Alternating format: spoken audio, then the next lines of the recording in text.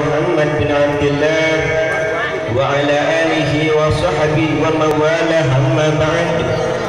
Alhamdulillah, kita bersyukur kepada Allah Subhanahu wa taala yang mana Allah taala telah mentakdirkan kita di tempat yang sangat indah, memperingati manusia yang teramat indah, yang diindahkan oleh Zat yang maha indah.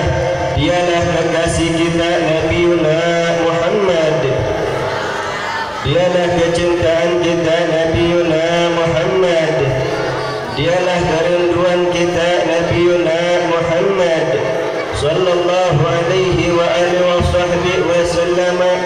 Walaupun Rajab telah meninggalkan kita sekarang ada di bulan Sya'ban, maka hal ini adalah yang telah dikatakan oleh Al-Imam Syekh Abdul Rahman At-Tibai, walau kana amilna kulla yawmin li Ahmad maulidan qad kana wajib. Seandainya engkau setiap detik, seandainya engkau setiap nafas, seandainya engkau setiap waktu senantiasa engkau menyebut-nyebut nama Nabiuna Muhammad, kita mengenal Nabi Muhammad, kita mengeluh-eluhkan Nabi Muhammad, maka hal inilah yang diwajibkan oleh Allah Subhanahu wa taala. Dengan saya hormati, dengan saya cintai, wabil khusus guru kita semuanya Al-Habib Husain bin Ali Assegaf, dan mudah-mudahan Allah taala panjangkan umurnya, diberikan kesehatannya zahir maupun batinnya. Dan kita doakan juga guru-guru kita dan yang hadir di tengah-tengah kita, dan mudah-mudahan guru kita, dan mudah-mudahan Allah taala memberi kesabaran untuk membimbing kita ke jalan yang benar, dimudahkan kita dalam menjalankan daripada jalanan yang benar. Amin amin ya rabbal alamin. Dahulu Al-Habib Abdullah bin Alwi Al-Haddad, beliau adalah salah satu seorang wali min awliyaillah, kutub di zamannya. Begitu beliau setiap pergi pepergian yang mana pepergian tersebut mengundang rahmat Allah, mendapatkan pahala Allah, mendapatkan keridhaan Allah, maka Nabi Habib Abdullah bin Al-Haddad beliau selalu berdoa, ya Allah, mudah-mudahan hujan yang besar. Kalau enggak hujan yang besar, ya Allah, mudah-mudahan badai debu. Itu di Hadramut panas, itu di Hadramut di Arab, itu tuh pasir. Mudah-mudahan ya Allah badai debu. Itu salah satu muridnya berkata, wahai imam, ya syekh, wahai guruku, kenapa engkau berkata begitu? Setiap engkau pergi pepergian tersebut mengundang daripada keridhaan Allah, mengundang daripada keridhaannya Rasulullah, mengapa engkau berkata begitu? Apa jawaban Imam Al-Haddad? Kata Imam Al-Haddad, wahai muridku, seandainya kita ini kumpul di tempat kayak begini ya, kita kena debu atau kita kepanasan, kita kehujanan, maka itu debu atau tetesan hujan akan saksi nanti kelak di yaumil qiyamah. Kita mempunyai dosa yang begitu banyak, kita berlumur dengan dosa, kita hidup terlalu banyak melakukan dosa, maka itu debu atau hujan akan menghilangkan daripada dosa-dosa kita tersebut.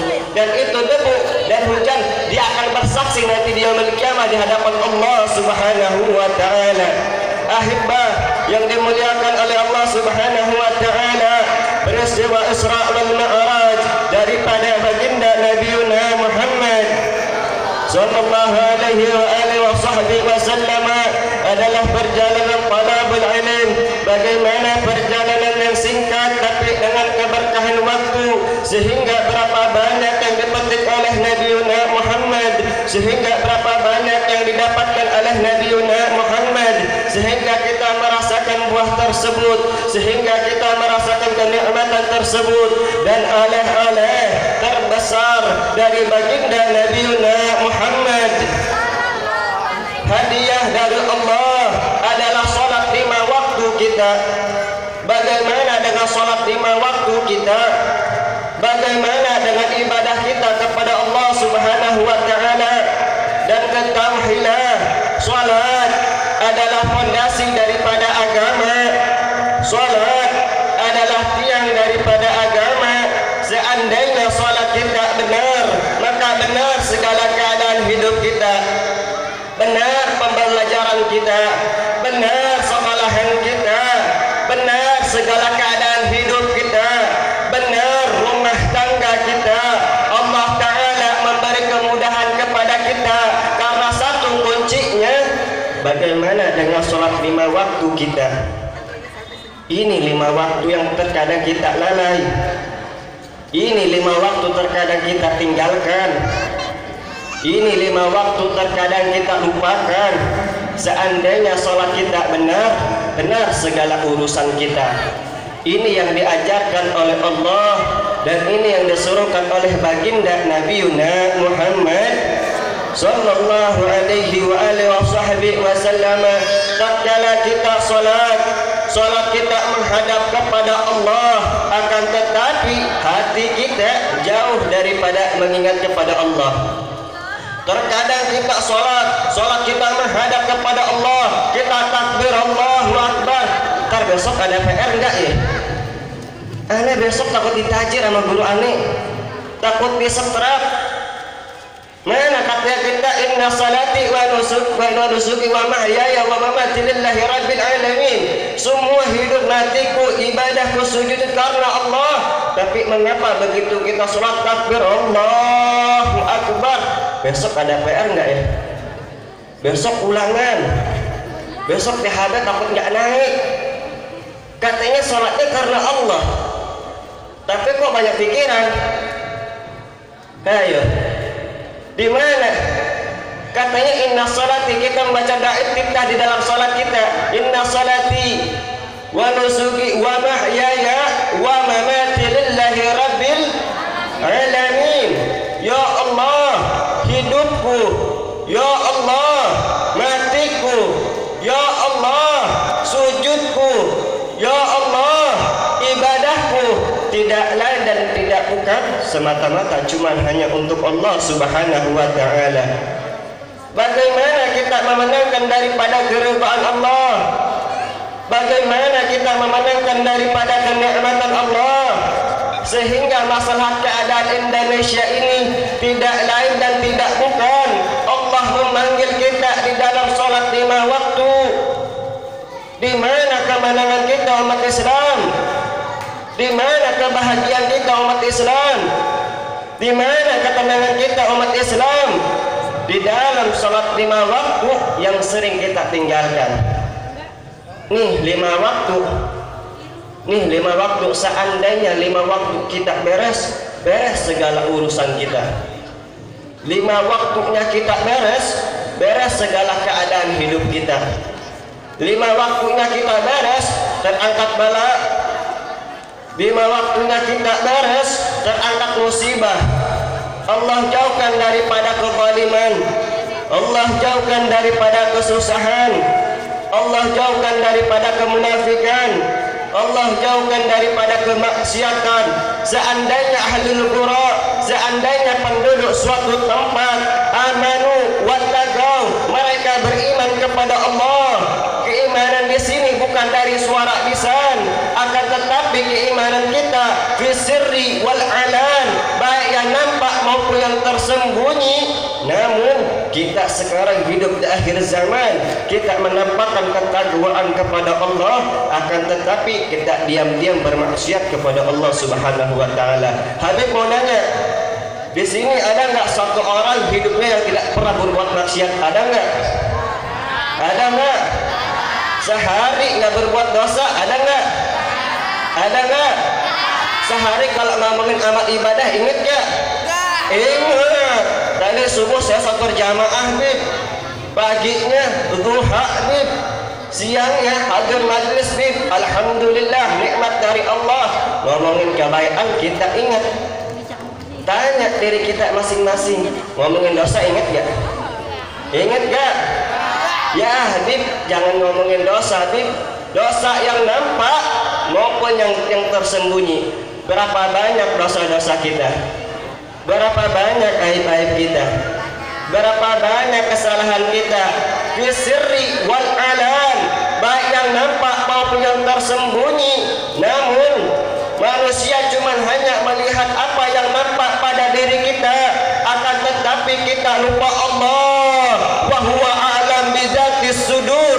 Sesungguhnya Allah mengetahui isi hati kita, kesembunyian kita, kemunafikan kita, kemaksiatan kita. Tatkala Allah memanggil rindu kepada hambanya, hei hambaku, di manakah kalian? Aku rindu kepada kalian. 5 waktu Allah memanggil kita, kita sibuk dengan handphonenya kita. 5 waktu Allah memanggil kita, kita sibuk dengan televisinya kita. 5 waktu Allah memanggil kita, kita sibuk dengan hal-hal duniawi kita. 5 waktu Allah memanggil kita, kita sibuk dengan kemaksiatan kita. Dan bagaimana dengan keadaan kita sendiri, ayat ahibah yang dimuliakan oleh Allah Subhanahu wa ta'ala? Lihat berapa banyak orang-orang yang mengolok-olok umat Islam, orang-orang yang mengolok syariat Islam, orang-orang yang menebarkan fitnah sana sini. Dan ini terjadi pula di zaman baginda Nabi Muhammad. Mereka orang kafir, mereka mengolok Nabi Muhammad, mereka mencaci Nabi Muhammad, mereka menghina Nabi Muhammad, bahkan mereka terang-terangan meludahi wajah baginda Nabi Muhammad. Mereka melemparkan batu ke wajah baginda Nabi Muhammad. Dan kita sekarang hidup di akhir zaman, berapa banyak umatnya baginda Nabi Muhammad melemparkan kotoran dosa ke wajah baginda Nabi Muhammad. Mana yang lebih menyakitkan? Ibu-ibu, adik-adik, bapak-bapak yang dimuliakan oleh Allah Subhanahu wa ta'ala, kalian punya keluarga? Punya keluarga? Kalau orang lain menyakiti kita, sakit tidak? Sakit tidak? Tapi bagaimana kalau keluarga kita sendiri yang menyakiti kita, sakit tidak? Jauh lebih menyakitkan. Kalian ingin membahagiakan Nabi Muhammad? Kalian ingin bikin senyum Nabi Muhammad? Kalian ingin mengembirakan hati baginda Nabi Muhammad?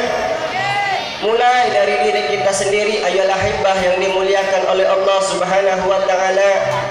Diri kita, tentang kita besok akan meninggal dunia, kita akan menjumpai Allah, dan Allah ahkamul hakimin. Kita semua akan disidang oleh Allah, akan diminta mempertanggungjawaban di hadapan Allah, ditanya oleh Allah. Dan bukan hanya tentang anak dan istri kita, akan tetapi anggota tubuh badan kita pun besok akan menuntut di hadapan Allah. Nih tangan, ini nikmat dari Allah. Kau gunakan apa ini tangan? Lisan untuk berzikir kepada Allah. Kau gunakan apa ini lisan? Telinga, anugerah dari Allah. Kau gunakan apa ini telinga? Hati untuk mengagungkan Allah. Kau gunakan apa ini hati kalian?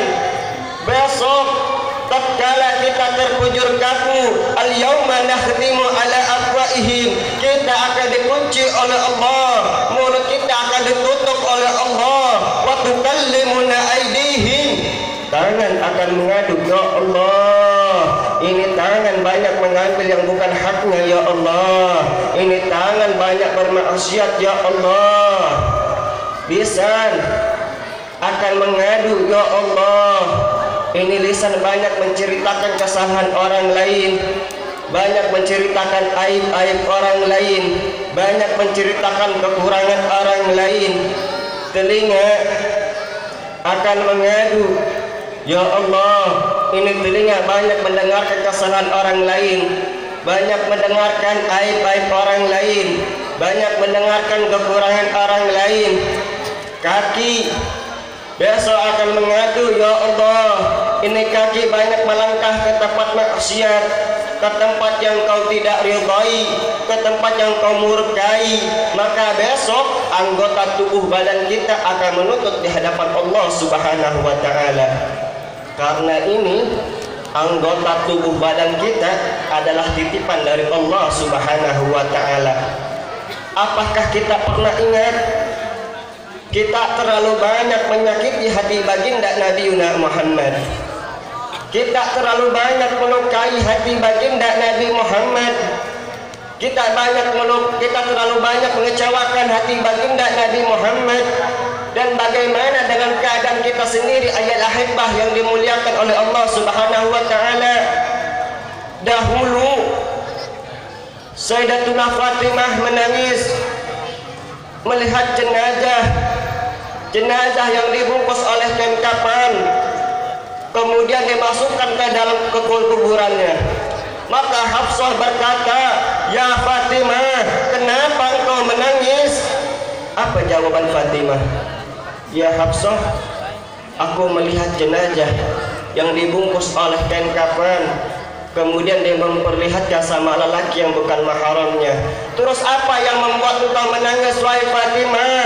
Aku takut seandainya aku besok meninggal, bentuk tubuhku akan dia memperlihatkan sama lelaki yang bukan mahramnya, sedangkan aku tidak rida karena ayahku Nabi Muhammad, karena ayahku mengatakan tidaklah seorang perempuan keluar dari rumahnya membuka aurat, maka selangkah kedua orang tuanya menuju ke dalam api nerakanya Allah." Yang berkata Nabi Muhammad, pertanyaannya, Habib mau nanya, kalau seandainya keluarga kita membuka aurat, mempermalukan Nabi Muhammad tidak? Mempermalukan Nabi Muhammad tidak? Menyakiti hati Nabi Muhammad tidak? Melukai hati Nabi Muhammad tidak? Mengecewakan hati Nabi Muhammad tidak? Keluarga kita sendiri melukai hati Nabi Muhammad. Keluarga kita sendiri mempermalukan Nabi Muhammad. Kita mengaku cinta kepada Nabi, akan tetapi kelakuan kita jauh daripada seorang pecinta. Bukankah pecinta itu akan mengikuti yang dicintainya, akan meneladani yang dicintainya, baik dari ucapannya, baik dari perbuatannya? Sehingga Al-Imam Busiri di dalam syairnya mengatakan, "Astaghfirullah min qaulin bila amalin." Aku meminta ampun kepada Allah, aku mengajak orang lain ke dalam kebaikan, namun aku tidak pernah mengamalkannya, ya Allah. Aku menyelamatkan orang lain dari api neraka, sedangkan aku sendiri terjerumus ke dalam api nerakanya Allah. Dan yang terakhir yang Habib mau sampaikan di dalam tausiah ini, Habib mau cerita, ibu-ibu, adik-adik, bapak-bapak yang dimuliakan oleh Allah Subhanahu wa taala, dengarkan baik-baik. Rasulullah di dalam Isra wal Mi'rajnya, baginda Nabi Muhammad melihat seorang anak perempuan, maka ini anak perempuan dimasukkan ke dalam api nerakanya Allah. Maka ini anak perempuan berkata, "Ya Allah, betapa celakanya aku, ya Allah, betapa binasanya aku, ya Allah. Sehari di neraka, 1000 tahun di alam dunia." Di dunia kita berapa lama? Sehari di neraka, 1000 tahun di alam dunia. Maka ini anak perempuan berkata, "Ya Allah, seandainya sebutir api neraka jatuh ke alam dunia, maka dunia akan hancur serta seisi-isinya, ya Allah. Lantas akan membakar tubuhku, ya Allah." Maka ini anak perempuan menangis. Maka ini anak perempuan meminta ampun kepada Allah. Maka ini anak perempuan bertaubat kepada Allah. Namun apa gunanya tangisan? Apa gunanya penyesalan? Besok tatkala kita meninggal dunia, air mata kita tidak ada gunanya lagi. Wallah, tidak ada gunanya lagi. Maka ini anak perempuan berkata, ya Allah, betapa pedihnya siksamu ini ya Allah, betapa pedihnya siksa api nerakamu engkau ini ya Allah. Ya Allah, panggilkanlah kedua orang tuaku ya Allah, panggilkanlah ibu dan bapakku ya Allah, hadirkanlah ibu dan bapakku ya Allah. Orang tuanya ahli surga. Lihat, orang tuanya ahli surga, orang tuanya ahli taqwa, orang tuanya ahli ibadah kepada Allah, orang tuanya hadir majlis kayak beginian. Begitu maka kedua orang tuanya dipanggilkan oleh Allah di dalam surganya, dihadirkan oleh Allah Subhanahu wa ta'ala, ditanya oleh Allah, ya fulan bin fulan, ya fulanah bin fulanah, apakah benar ini anak kalian? Benar ya Allah, dia anakku. Maka ini anak berkata, ya Allah, masukkanlah kedua orang tuaku ke dalam api neraka engkau ya Allah, masukkanlah ya Allah. Saat itu juga kedua orang tuanya tadinya di sorga dimasukkan masuk ke dalam api nerakanya Allah gara-gara anaknya. Na'udzubillahi min dzalik. Maka ada satu kisah lagi, ada salah satu kisah begitu Nabi Muhammad melihat seorang anak, maka ini anak lagi dihisab oleh Allah, lagi disetor amalannya. Dia takut menghadap kepada Allah. Adik-adik, kalau seandainya adik-adik mendapatkan rapot dari seorang guru disetor kepada kedua orang tuanya, pasti takut menilai yang kecil, pasti takut banget. Tapi bagaimana nanti kelak kita di yaumil qiyamah, kita disetor menghadap kepada Allah Subhanahu wa ta'ala. Begitu ini seorang ini begitu lagi menyetorkan amalannya kepada Allah, maka ini amalannya kurang satu. Begitu dia meminta kepada kedua orang tuanya, wahai abah dan umiku, tolong berikanlah aku amal ibadah 1% saja. Mungkin kau di dunia pernah hadir majlis, mungkin kau di dunia pernah bersedekah, mungkin kau di dunia sering menyantuni anak yatim, mungkin kau di dunia sering puasa, mungkin kau di dunia sering pergi haji dan umrah. Tolong kembalikanlah, tolong berikanlah aku amal ibadah 1 saja. Apa jawaban kedua orang tuanya? Jawaban kedua orang tuanya, lu siapa aneh? Di dunia nih, yang namanya di dunia, kedua orang tua nggak mau makan, yang penting anaknya makan. Yang penting kedua orang tuanya lapar, yang penting anaknya kenyang. Tapi tatkala nanti dia yaumil qiyamah nggak bakal kayak begituan masing-masing. Maka ini kedua orang tuanya berkata, ente kalau mau cari amal ibadah cari ke yang lain. Kalau seandainya ini abah dan ibuku seandainya mengasih amal ibadah 1 saja kepada engkau, nanti kami menghadap kepada Allah bagaimana? Kami juga takut kekurangan 1. Seandainya juga ini kami belum tentu benar, belum tentu baik, kami takut bagaimana kami menghadap kepada Allah Subhanahu wa ta'ala. Maka ini kedua orang tuanya tidak ada yang namanya perhatian lagi kepada seorang anak-anaknya. Makanya ayat ahibah, yuk kita hijrah awal tidak menutupi aurat, yuk tutupi auratnya. Yang tidak pakai kerudung, pakai kerudungnya. Sebab kata Nabi Muhammad sallallahu alaihi wasallam, seandainya seorang wanita satu helai rambutnya kelihatan sama lelaki yang bukan mahramnya, maka neraka bagian dia.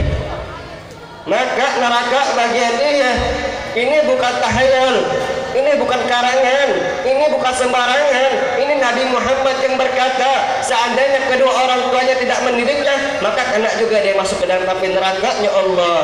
Maka ada salah satu kisah lagi, ada kedua orang tua ahli ibadah.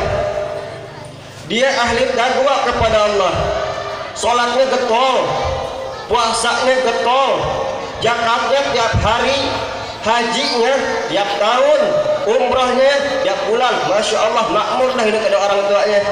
Tapi anaknya kalau sholat nggak ditegur, anaknya membuka aurat nggak ditegur, Ada laki-laki yang bukan mahramnya datang ke rumah perempuannya, enggak ditegur, enggak disuruh pulang. Maka ini kedua orang tuanya begitu kelak masuk surga, maka ini anak berkata, ya Allah, panggilkanlah seorang zalim. Ya Allah, ini anaknya enggak bakal berkata, ya Allah, panggilkanlah ibu dan bapakku, tidak. Maka ini anaknya berkata, ya Allah, panggilkanlah seorang zalim. Begitu dipanggilkan oleh Allah, dihadirkan oleh Allah Subhanahu wa taala, maka ini kedua orang tuanya berkata, wahai anakku, kenapa engkau panggil aku seorang zalim? Iya, engkau zalim. Zalim kenapa? Padahal engkau di dunia engkau mau HP saya berikan, engkau ingin beli kotak saya berikan, engkau mau main ML saya downloadkan. Apa yang kurang? Ente pengen pelacuran saya berikan, kamu pengen pergi ke diskotik saya biayakan. Apa yang kurang? Naam, semuanya itu kami berikan, apa kemauannya kami selalu diberikan. Tapi tatkala kami bermaksiat, engkau tidak tegur kami. Tatkala kami tidak sholat, engkau tidak menyuruh kami untuk sholat. Tatkala kami membuka aurat, engkau tidak mengajari kami. Dan bagaimana dengan keadaan kami seandainya kami masuk neraka, engkau enak-enak masuk surga? Tidak, kita masuk semuanya bareng-bareng, dimasukkan ke dalam api nerakanya Allah. Maka Nabi Muhammad menangis. Nabi Muhammad menangis di dalam Isra wal Mi'rajnya. Begitu Nabi Muhammad turun, begitu mengatakan kepada kita sekalian, ya ayyuhan nas, taqullah, takutlah engkau kepada Allah. Wa qulu anfusakum, jaga diri kalian, wa ahlikum, dan jaga keluarga kalian, minan nar, daripada api nerakanya Allah Subhanahu wa taala. Dan mudah-mudahan kita yang hadir pada siang hari ini, kita diselamatkan daripada api nerakanya Allah, bisa berbakti kepada kedua orang tua kita, bisa membahagiakan kedua orang tua kita, dan mudah-mudahan kedua orang tua kita yang sudah meninggal dan mudah-mudahan wafatkan dalam keadaan husnul khatimah. Dan kita doakan untuk sahibul haul, dan mudah-mudahan dilapangkan dari segala kuburannya, lancarkan dari masalah hisabnya, dikumpulkan dengan Sayyidatuna Fatimah Zahra al-Batul bintur Rasul. Amin amin ya rabbal alamin. Allahumma ihtimna bil Islam, wahtimna bil iman, wahtimna bis sa'adah, wahtimna bil khair, wahtimna bil husnil khatimah. Wa sallallahu ala sayyidina Muhammadin nabil ammi wa alihi wasallam. Walhamdulillahi rabbil alamin. Assalamualaikum warahmatullahi wabarakatuh.